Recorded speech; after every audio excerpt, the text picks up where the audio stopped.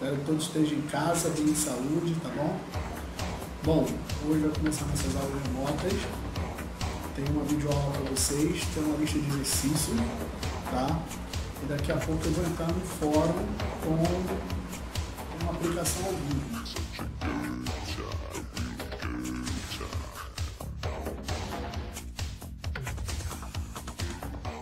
Bom, República Oligárquica, página 24. Antes de falar um pouquinho sobre a República Oligárquica, vamos reforçar aí, né, que oligarquia é um governo para poucos e democracia é um governo para a grande maioria. O período da República Oligárquica, que ocorre, melhor dizendo, né, de 1894 a 1930, prevaleceu uma oligarquia agropecuária, né, onde esse grupo seleto dominava boa parte do poder. Prova disso é que em 1894, Prudente de Moraes, membro da elite cafeicultora, assume o governo como o primeiro presidente civil. Tá? É um grupo social restrito que começa, junto com os militares, direcionar a política brasileira para os seus próprios interesses. Tá bom? Nada em comum do que a gente conhece. Para isso, eles usam a Constituição que foi gerada 3 anos antes, Constituição de 1891. Apesar de ser uma Constituição bonita, né, bem feita, ela tem algumas questões contestáveis. Na aparência, ela é justa, liberal e equilibrada, porque exclui o voto censitário, extingue o poder moderador e garante algumas atividades individuais, tá bom? Essas atividades individuais, como educação, né, estabelece o voto universal e ela cria os 3 poderes, legislativo, executivo e judiciário, né? Retira o poder moderador da jogada. Mas, apesar dessa beleza toda, né, a Constituição ela fala sobre educação pública, por exemplo, ela é excludente. Por que ela é excludente, Jean? Porque ela estabelece a autonomia dos estados, o direito a voto fica restrito a homens com um certo nível, né, de educação, porque não pode ser analfabeto, exclui mulheres, e aí eu tenho uma pequena minoria fazendo esse voto, né? E, para piorar, o voto não é secreto. Tudo isso sustenta uma prática que a gente vai ver, conhecida como coronelismo. Em 1898 entra Campos Salles, o sucessor do Prudente de Moraes, tá? E ele aciona 2 mecanismos que vai ser a base dessa república oligárquica. Eles são a política dos governadores e o coronelismo, tá? Criada por Campos Salles, a política dos governadores é um instrumento político para evitar choque entre governos estaduais e União. Tá? Resumindo, para perpetuar o governo vigente, eles criam uma condição. O Estado, né, a União, apoia os estados e os estados apoiam a União. Nisso, o poder dominante continua no poder e a oposição não tem vez, né? É uma espécie de corrupção legal.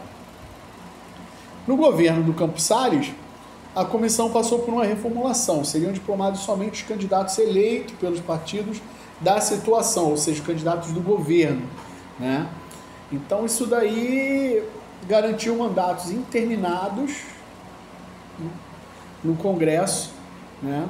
Perpetuaram esse poder, aumentando mais ainda a corrupção no Estado, né? Ou seja, no governo.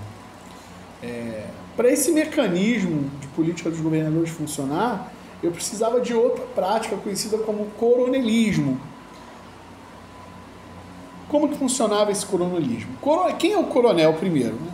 O coronel é um grande latifundiário que tem poder político e econômico dentro de suas cidades. Ele poderia ser o prefeito ou não da cidade, mas ele mandava mais do que esse político. E aí eu tinha um círculo vicioso. O presidente apoiava o governador apoiava este coronel, o coronel ameaçava a população rural e a população rural era obrigada a votar nesse coronel para o governo. E esse coronel apoiava o governador e esse governador apoiava o presidente, tá? Não existe nesse momento a compra de voto, a gente vê muito isso falando, tá? Sobre compra de votos.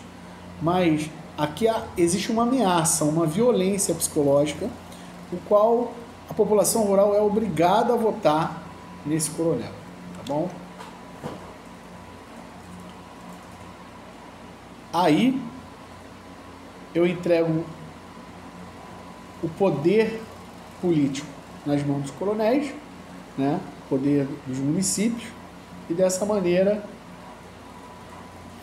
muitos eleitores ficavam sujeitos às pressões e práticas de compra de votos exercida por esses chefes políticos locais, né? Essa compra de voto violenta, não uma compra de voto financeira.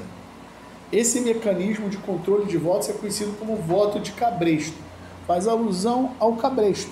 Cabresto de pipa que você guia, né, e o cabresto do gado que você direciona, ou que você guia também. Tá bom? Bem, a política café com leite, ela se constitui em dois governos de grande poder aquisitivo. De um lado, São Paulo, o maior produtor de café do Brasil, e do outro, Minas Gerais, o maior produtor de leite. Então, essa política foi um acordo firmado entre esses dois governos para que os presidentes da República fossem escolhidos entre eles, sempre alternando Minas e São Paulo, tá? O objetivo era que essas duas oligarquias se perpetuassem no poder nacional, né? O nome política café com leite é óbvio, né? Vem dessa produção de café e leite dos dois estados.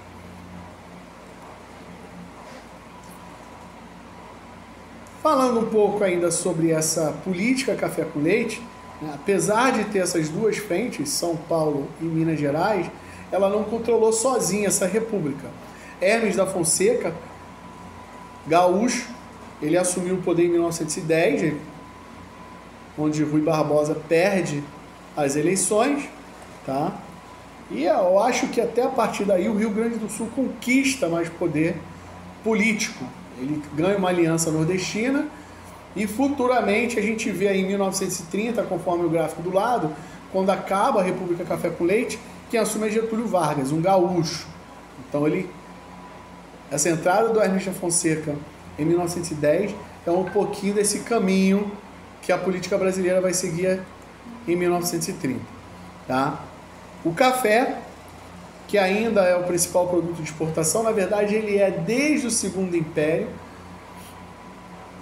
ele ganha mais força, tá? Em alguns períodos. Eu posso até dizer para vocês que ele deixa um pouquinho Minas Gerais para trás, tá?